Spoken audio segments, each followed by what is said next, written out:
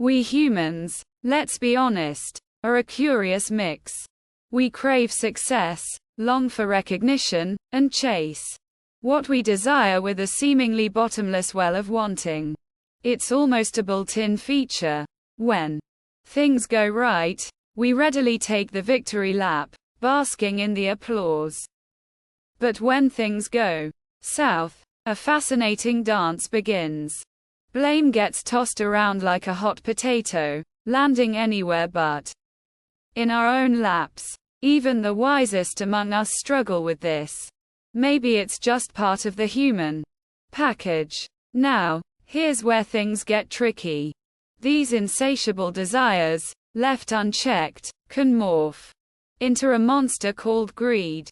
The relentless pursuit of more and often leads us down a path paved with shortcuts and questionable choices.